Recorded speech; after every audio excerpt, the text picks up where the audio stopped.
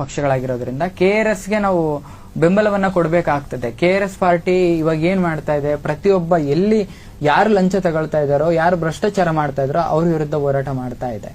ಮತ್ತೆ ಯಾರು ಭ್ರಷ್ಟಾಚಾರ ಮಾಡ್ತಾ ಇದಾರೋ ಇವತ್ತಿಗೂ ಕೂಡ ಎದುರ್ತಾ ಇದಾರೆ. KRS ಪಾರ್ಟಿ ಅವರು ಇದಾರೆ ಅಂತ ಅನ್ನೋದಾದ್ರೆ ಅವ್ರು ಎದುರ್ಕೊಳ್ತಾ ಇದಾರೆ. ನಾವು ಭ್ರಷ್ಟಾಚಾರ ಮಾಡಬಾರ್ದು, ನಾವು ಒಬ್ಬರ ಹತ್ರ ಕಾಸು ಮುಟ್ಟಬಾರ್ದು ಅನ್ನೋ ಮಟ್ಟಿಗೆ ಹೋಗಿದ್ದಾರೆ. ಮತ್ತೆ KRS ಪಾರ್ಟಿ ಅವರು ಆ ರೀತಿಯಲ್ಲಿ ಕೆಲಸ ಮಾಡ್ತಾ ಇದ್ದಾರೆ. ಜೊತೆಲಿ ಕರ್ನಾಟಕದಲ್ಲಿರುವಂತ ಮಾಧ್ಯಮಗಳ ಬೆಂಬಲ ಸಿಗ್ತಾ ಇಲ್ಲ, ಅಥವಾ ನಾವ್ ಯಾರು ಸಮಾಜವಾದಿಗಳು, ಯಾರು ನಾವು ಜನವಾದಿಗಳು ಅಂತ ಹೇಳ್ತಾ ಇದಾರೋ, ಅಥವಾ ನಾವು ಯಾರು ಸಮಾಜ ಪರವಾಗಿರ್ಬೇಕಂತ ಇದಾರೋ ಅವ್ರ ಬೆಂಬಲ ಯಾವ ಮಟ್ಟಿಗೆ ಸಿಗ್ತಾ ಇದೆ ಅವರಿಗೆ, KRS ಪಾರ್ಟಿ ಅವರಿಗೆ. ನೋಡ್ಕೊಳ್ಳಿ, ನೀವೆಲ್ಲ ಚಿಂತಕರು ಫೇಸ್ಬುಕ್ ಅಲ್ಲಿ ಬರೀತಾರೆ ನಾವು ಇದ್ರ ಪರವಾಗಿದೀವಿ, ಒಂದು ಪರ್ಯಾಯ ವೇದಿಕೆಯನ್ನು ಹುಟ್ಟಾಕೋಣ ಅಂತ ಯಾವತ್ತಾದ್ರೂ ಯೋಚನೆ ಮಾಡಿದ್ಯಾ? ಯಾವತ್ತೂ ಯೋಚನೆ ಮಾಡಿಲ್ಲ. ಅಟ್ಲೀಸ್ಟ್ ಒಂದು KRS ಪಾರ್ಟಿ ಇದೆ, ಅದ್ರ ಪರವಾಗಿ ನಾವು ಇರೋಣ ಅಂತ ಯಾವತ್ತಾದ್ರೂ ಬರೆದಿದ್ಯಾ? ಬರ್ದಿಲ್ಲ.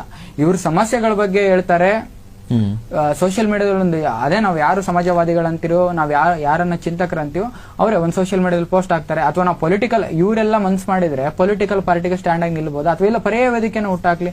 ರವಿ ಅಥವಾ KRS ಪಾರ್ಟಿ ಸರಿ ಇಲ್ಲ ಅನ್ನೋದಾದ್ರೆ ಇವ್ರ ಪ್ರಕಾರ ಇವ್ರು ಪರ್ಯಾಯ ವೇದಿಕೆನ ಹುಟ್ಟಾಕ್ಬೋದಾಗಿತ್ತು. ಅದನ್ನು ಮಾಡ್ಲಿಲ್ಲ. ಇಲ್ಲ ರವಿ ಯಾವ KRS ಪಾರ್ಟಿ ಇದೆಯೋ ಅದಕ್ಕೆ ನಾವು ಬೆಂಬಲವನ್ನ ಕೊಡಬೇಕು, ಜೊತೆಲಿ ಒಂದು ಪರ್ಯಾಯ ಶಕ್ತಿಯನ್ನ, ಪರ್ಯಾಯ ವೇದಿಕೆಯನ್ನು ಹುಟ್ಟಾಕ್ಬೇಕು ಅಂತೇಳಿ ಯಾವತ್ತೂ ಥಿಂಕ್ ಮಾಡ್ಲಿಲ್ಲ. ಯುವ ಸಮುದಾಯಕ್ಕೆ ಇದರಿಂದ ಒಳ್ಳೇದಾಗ್ತದೆ, ಭ್ರಷ್ಟಾಚಾರ ನಿಲ್ತದೆ, ಉದ್ಯೋಗ ಸೃಷ್ಟಿ ಆಗ್ಬೋದು, ಜೊತೆಲಿ ಒಂದು ಒಳ್ಳೆಯ ರಾಜಕಾರಣ ಬರ್ಬೋದು. ಈ ತರದ್ ಯಾವತ್ತಾದ್ರೂ ಥಿಂಕ್ ಮಾಡಿದ್ರೆ KRS ಪಾರ್ಟಿ ಡೆಫಿನೆಟ್ಲಿ ಒಂದು ಮುಂದೆ ಬರುವಂತದ್ದು, ಅಧಿಕಾರ ಹಿಡಿಯುವಂತದ್ದು ಆಗ್ತಾ ಇತ್ತು. ಆಡಳಿತದಲ್ಲಿರುವಂತ ಪಕ್ಷಗಳನ್ನ ಪ್ರಶ್ನೆ ಮಾಡ್ತಾ ಇದೆ, ಕೇಳ್ತಾ ಇದೆ.